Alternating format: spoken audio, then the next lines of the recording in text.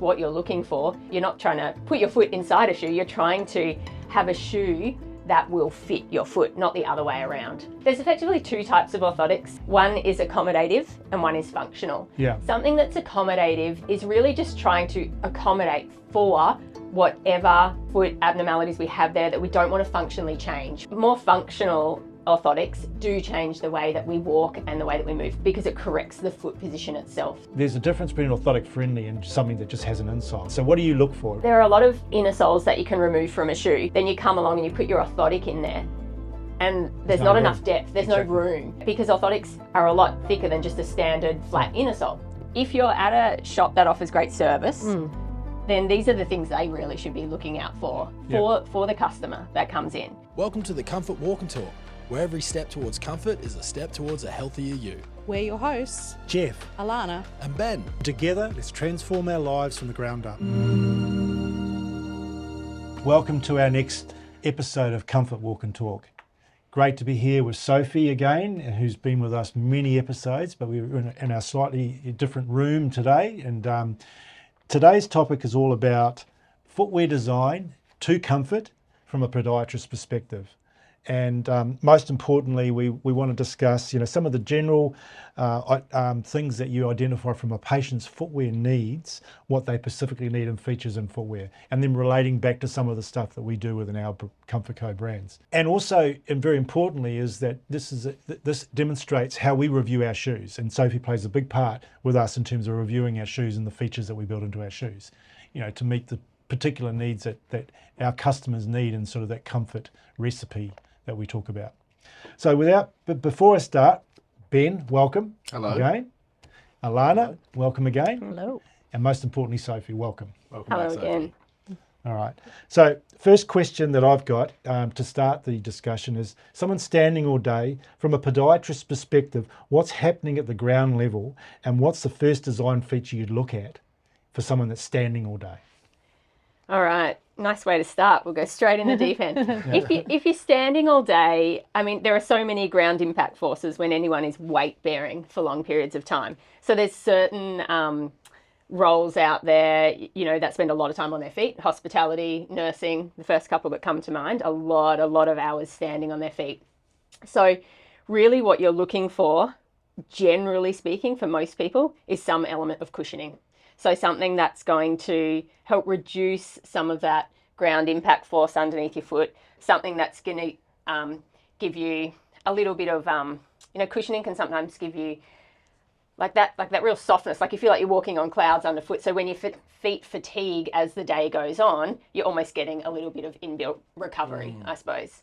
So for someone long periods of time standing, number one for me would definitely be cushioning inside the shoe. And how do you balance that? How do you, too soft, too hard? Where do you go? What's your sort of direction there? Well, that's tricky because it's very individual. So for some people, they're going to require a greater element of support. So we get some people that might have a particularly flat foot that without support inside the shoe, some level of arch contouring, some level of arch support or a firm heel counter, something that makes that shoe stable and supportive. If they don't have that, then that person can end up in a lot of pain and discomfort. So they might have to compromise a little bit on cushioning, but they also need a little bit of stability and firmness for support. Yeah. So that person. Whereas someone else that really doesn't struggle with, they might have a very, what we consider a normal or neutral foot type, they could probably get away without having, loads of stability. They might not have an orthotic or anything like that. And they could go for a highly, cushion, something with a lot of softness or cushioning through that midsole itself.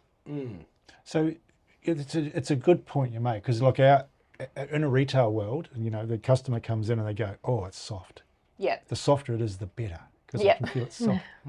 So our team are very much down this path where sometimes they say it needs to be a little bit harder because you need a bit of support, because maybe you've got plantar fasciitis. Is that true, or something like that? Yeah, definitely for some people, they're going to need a greater element of support. So the cushioning itself, yes, that's going to be really nice and feel great, but as the day goes on, if they don't have that level of support, they might then start complaining of other ailments and other issues. So it's a fine line. You've got to dance there. And generally, the people that are seeing a podiatrist, or the people that know, I need, over the years I've learnt if a shoe's supportive, it feels better on me. Generally, those people know they've got to lean towards something that is offering a little bit more on that scale of support than not. I just want to dive into kind of specifics there as well. I used to work in hospitality in my younger 20s and things like that. And honestly, after a big day of work, I would be putting my feet in ice. Like, it was so painful. I did not know that the category even existed, and I kind of wish it did. But say we've got some of our hospital workers, our nurses in the same boat. What can you recommend that they do now if they're getting sore feet at the end of the day? Well, there are great recovery slides. So that's the first thing that comes to mind.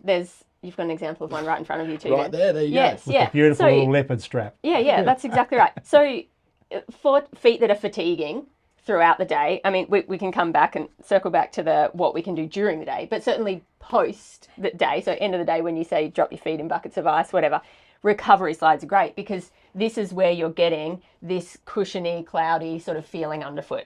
So you've got slides like this that have, your textured upper there underfoot, so it just gives you that nice little, almost like a massage sort of invigorating feeling underfoot, and they're really quite bouncy. They do have a slight element of support as well, like some nice contouring underfoot too, but in terms of recovery, like something like a recovery slide is fantastic for you.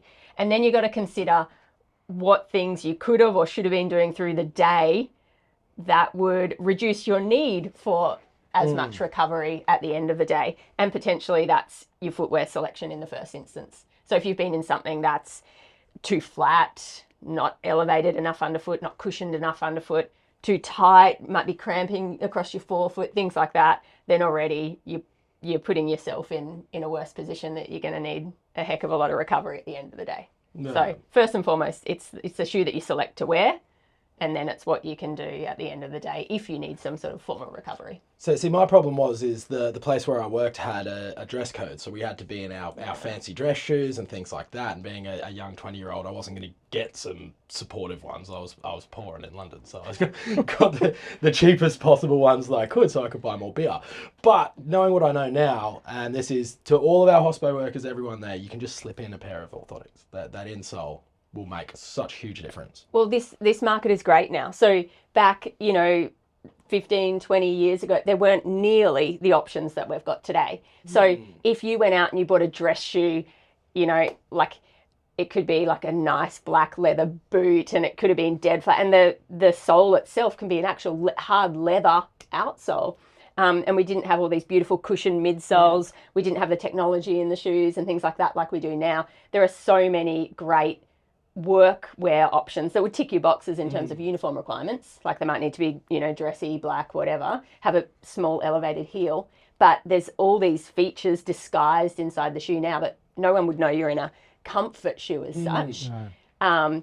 And you can get away, these are perfect work shoes, but they've got all these hidden features inside the shoe that you don't have to get around in something that's, uncomfortable all day long.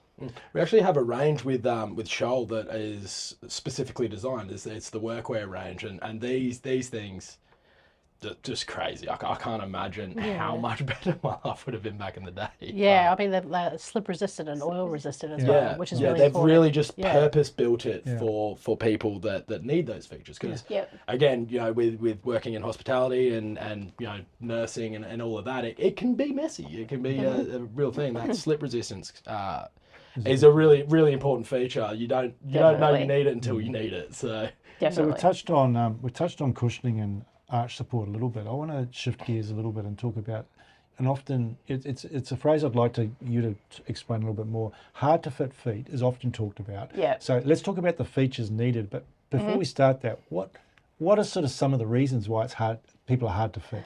Yeah. Well. And then the features. There's over 26 bones in the foot. There's so many ligaments, tendons. There's a lot happening, and everyone's feet are different. Like there's no 2 feet the same. Even between one person, their 2 feet can vary in length, size, shape, everything. So there's so many variables at play when it comes to someone's foot and the ailments and the symptomology that they can have. So some really common ones that make what they would consider a difficult to fit foot is exceptionally high arch foot, or we call it a really cavous foot type. Okay. They're often incredibly difficult to fit because often a lot of shoes don't have enough depth or girth to them, so that can make it hard. A very flat and plainer sort of foot type, so on the other extreme, is also hard to fit.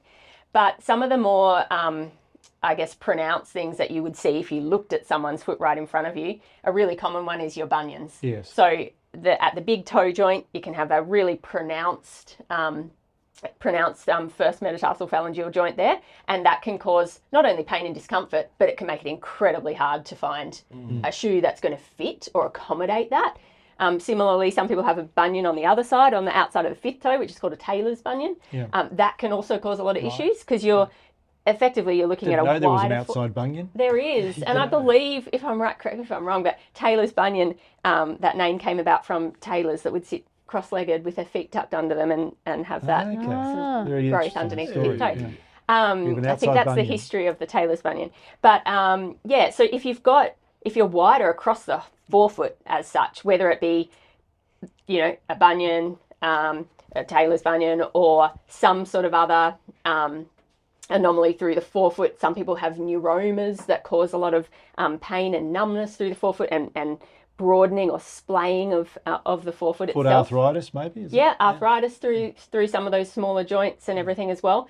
All of that can really cause, not only discomfort, but like a wider sort of unusual shape to the forefoot, and it can make it quite difficult. That's probably one of the most common ones that you really struggle with inside a shoe itself. So hard to fit is quite a wide definition, and a lot of people have it. So then what are some of the ways that we can address hard to fit feet in shoe design? So I think it's important for the person that has that hard to fit foot to identify what part of my foot is hard to fit. Is it the forefoot? So if it's, for example, the bunion, we'll go back to that because it's a really common one.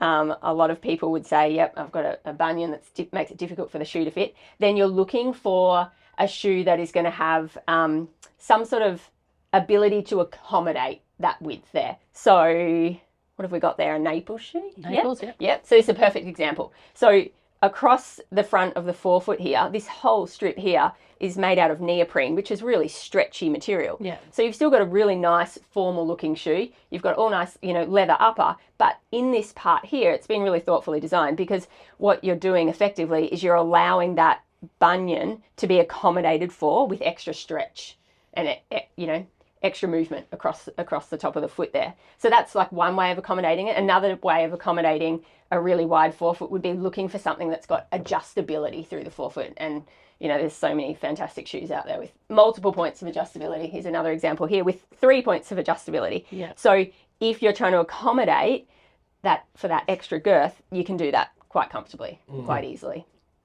Yeah. Just another quick point on those ones is that being a Revere, they'll come with your strap extenders too. So if you do need to get that extra width in your shoe for whatever reason, whatever it might be, people are going to be none the wiser too, which is nice. Yeah, definitely. That's a really good feature. There's not many, well, I don't actually know of any other brands that offer that strap extension. That's pretty unique. Yeah. And that also, not only at the forefoot, but you've got the strap extension at the rear strap. That's correct, isn't it? Yeah. Every strap. Every strap. So, I mean, that's a great option for someone then with that really high arch foot, or that some people refer to it as like a high instep. They say, oh, it's really hard for me to fit a shoe. I've got a high instep.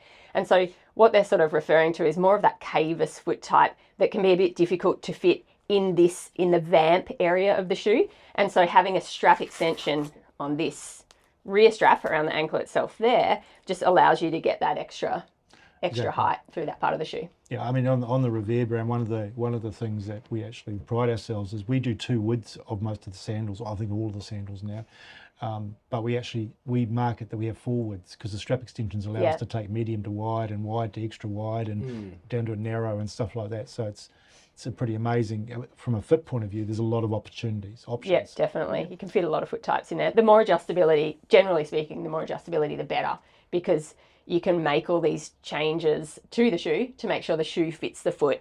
And my, one piece of advice that I'd often say to patients is what you're looking for. You're not trying to put your foot inside a shoe. You're trying to have a shoe that will fit your foot, not the other way around. So if you can adjust all these different pieces on the shoe and get that perfect fit, then that's ultimately what we're looking for. Now, one of the other things that we learned when we were building the Revere brand and sandals was the amount of call out for sandals with back-in counters or heel counters, and obviously the same with shoes. And in fact, every time I meet podiatrists anywhere, and the first thing they go is they go like that to the heel counter, and they go like that to the shoe. So tell us a little bit, why is heel counters important? Yeah, heel counters are important because what you're effectively doing is you're controlling the rear foot. Yeah. So you're putting this nice little cup around the heel area itself, and so therefore you're assisting with the control of rear foot pronation and supination. So if we are looking for the best level of control as podiatrists, we want a closed heel counter, because yes, arch contouring and arch support, yes, that helps, but really the greatest amount of control that you do get is from that rear foot control. As soon as we strike the ground and you get movement of the rear foot, that then controls what happens. It's like a ripple effect through the midfoot and the forefoot. So yeah, the heel counter is kind of like the ultimate for a podiatrist. We're always looking for like an enclosed heel counter, especially if someone also has an orthotic, because the orthotic is really only as good as the shoe. So we need to be able to house that orthotic in a really great shoe. And if we can couple that with an enclosed heel counter, then, we're ticking all the boxes. Just curious, so you've said there that you think that the enclosed heel counter is probably the most important part of the shoe. Why do you think it is that arch support has become kind of the famous call out rather than a secure heel counter? That's such a good question. And there's so many different ways to answer that. But I think, generally speaking, there's always been that mindset that arch support sort of mimics that shape of the foot and mimics the contouring of the foot. So if we put something underneath the foot, then we're not going to be able to flatten out any further. Stable foundation. Yeah, provides us with a great foundation. Yeah. But we still can pronate on top or roll in on top of that nice contoured footbed. So the rear foot can still do this on top of what is a really nice contoured footbed. So if you can have, that element of arch support and hold the rear foot. It's a combination. Yeah. A combination of the two, then we're going to get a better outcome. Yeah. And is it true, just on that, carrying forward the arch support topic, often the podiatrists, what they do, an arch support just provides that basic, fills the gap, I like to think, doesn't it? But a podiatrist will do more to the arch support and creating correction, won't they? They'll create an arch support that adjusts how you stand as well. That's where a podiatrist comes into play. Yeah. There's effectively two types of orthotics, broadly speaking. One is accommodative and one is functional. Yeah. Something that's accommodative is really just trying to accommodate for whatever sort of foot abnormalities we have there that we don't want to functionally change. For example, if someone had a really rigid, fixed foot type, perhaps had a lot of arthritis through there, and we're not trying to necessarily correct the foot position. We're just trying to accommodate for what's there. They might have quite a severe bunion, but it's not mobile anymore. We can't move that and reposition it. So what we're looking for is accommodations in the shoe to be able to accommodate for, those abnormalities. But then more functional orthotics do change the way that we walk and the way that we move, because it corrects the foot position itself. So it puts us in a more optimal or neutral foot position so that as we walk, we can achieve an optimal result with the positioning of the lower limb. So we're kind of like dealing with two different sorts of orthotics there. Correct. Good. And another question is often, and we use it a lot now in our explanation, orthotic-friendly, right? Mm-hmm. Orthotic-friendly footwear. And, obviously that means that you can put an orthotic in, but I think there's a difference between orthotic-friendly and something that just has an insole, because sometimes, so what do you look for to make it really, it's got to fit a certain orthotic, doesn't it? Correct. And look, a podiatrist can make changes and adjustments to orthotics. A lot of them do have labs on site where they can just make small adjustments to an orthotic to make sure it's fitting perfectly inside that shoe. But there are a lot of inner soles that you can remove from a shoe. Then you come along and you put your orthotic in there and there's not enough depth. There's no room. Yeah, because orthotics, generally speaking, are a lot thicker than just a standard, 3 or 4 millimeter thin flat inner sole.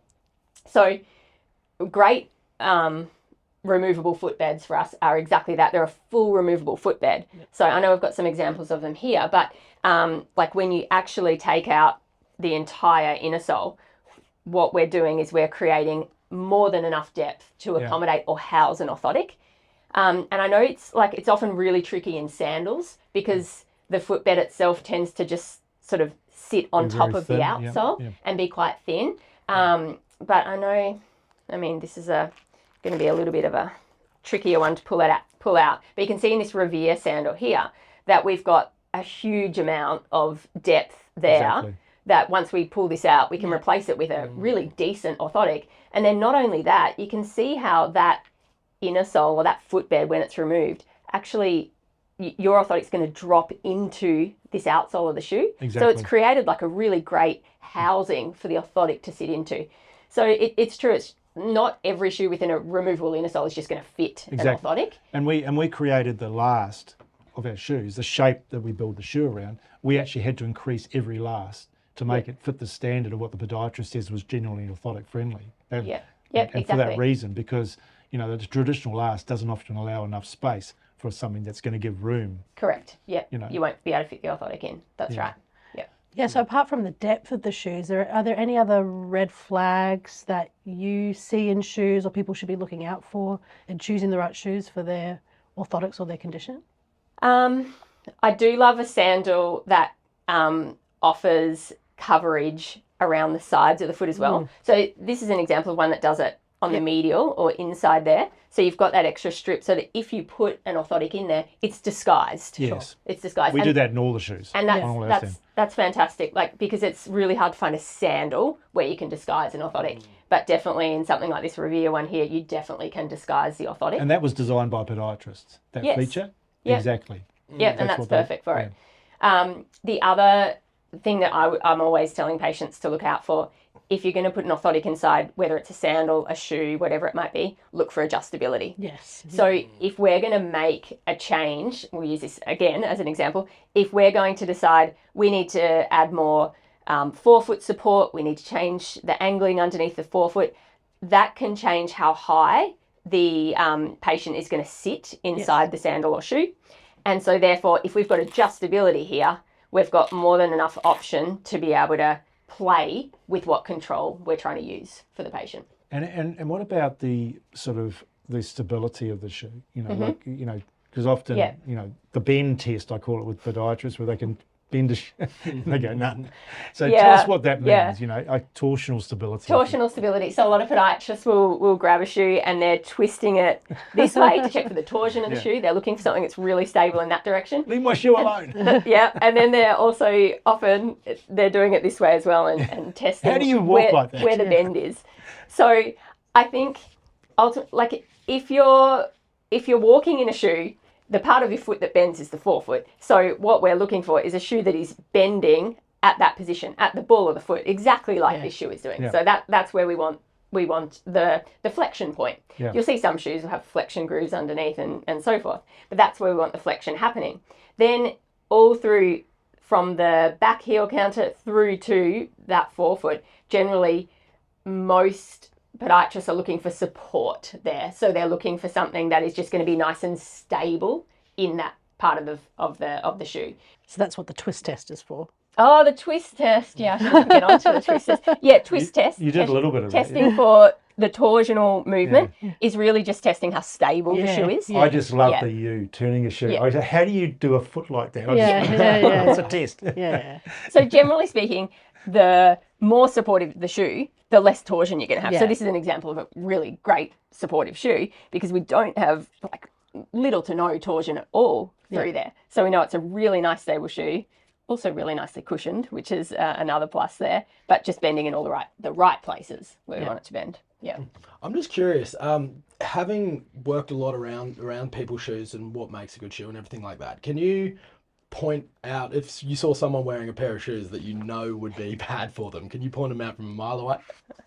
Often, if someone's wearing the shoe, often the thing you're going to notice is the foot is doing something on or in that shoe, and the shoe's not helping. Yeah. So like a really common example, you might stand behind someone and you think, gosh, that foot's like really rolling in. I know my dad actually says this sometimes. He's like, oh, if you walked behind your mother, that foot's really rolling in.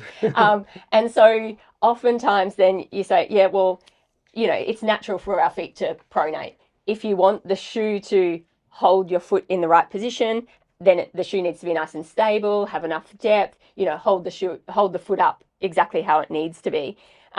But yeah, sometimes you will see people where they've got their foot pronating and they're distorting the upper of the shoe. You know, you can actually visibly see, you know, the medial side of the wall of the shoe collapsing, or vice versa. Or you see bulges, you know, outside the shoe. So they might have, you know, a bunion and it's not accommodated for well enough. So you start to see, you know, deformity in the upper of the shoe, in the textile or in the leather. And it's really common as well. People have a tailor's bunion out the side there. And perhaps then if they're doing anything where their foot is on the ground, like so they might, you know, just sitting, kneeling, things like that, then they can wear a hole in those areas as well because there's extra pressure. So you can see those features when someone comes in and you're like, we could probably do a bit better. We could look for a shoe that's going to accommodate that part, because you shouldn't be distorting the upper or wearing a hole in it in that area. I see a lot when I'm walking, you know, the best place to see people's shoes is the airport, you know, when there's people watching. The people's shoe length, like a lot of people wear shoes that are too small for them. I feel like I see people coming off the back of mostly sandals, the back of their sandals. Hanging over the back. That is important, right? To make sure that you have the length of the shoes that fits your foot. Definitely. Correct shoe size is so important, because what you're trying to do is you're trying to put the foot on the footbed and you want it to flex exactly where the foot is flexing. So in my work, I do a lot of fitting children's feet, and I'm often explaining to parents, if that shoe is too long, then we're trying to flex the shoe in the wrong point. So for example, if this is too long, then the child's ball of the foot, or where the bunion area sits, right, would be back here. We can't bend the shoe there. So you're trying to bend a shoe in the wrong places. So yeah, it's incredibly important that you're sitting in the right place of the shoe. That makes sense. Yeah. And you're right, like the sandal's a common one, because you see people hanging off the back of and then you generally see the cracked heels and everything else that goes with it. So. Yeah, and if you've got the arch support in the sandal as well, like built in or whatever, you're not in the right spot on the arch. So it just must be incredibly painful. So it's a related question, actually. It's got me thinking. A customer comes in, because I think we've got to get back to, you know, what the customer is looking at, and they come in, what should they be looking to know that they've got, you know, issues that's the correctly fitting shoe? Because often they come in, oh, it's a beautiful pair of shoes, I'm going to fit into that, the Cinderella experience, I'm going to fit it regardless, right? But what other things that they should be saying to themselves need to be right? Front, back, slippage, whatever. You know? Well, this is kind of, if you're at a shop that offers great service, then these are the things they really should be looking out for the customer that comes in. But if I was directing a patient to source their own shoe, then I'd be saying, look for a few things. First and foremost, that your length is right. So sometimes, you know, people want to commonly just say, okay, I've got about a thumb's width. Roughly, you know, a little bit of length from the longest toe. The longest toe isn't always the first toe, it can be the second toe. So just the right length. The other way of checking length is actually checking where your forefoot aligns. So your forefoot is the widest part of your foot. It should align with the widest part of the shoe. So if you look down on a shoe and you know that, well, here's the widest part of the shoe, that's where my big toe joint and my little toe joint should be sitting. If you're too far forward, the shoe's too short, and if you're too far back, the shoe's too long. So that's a great way of checking that. The other thing you want to check for is the girth or the room that you've got across the top of the foot.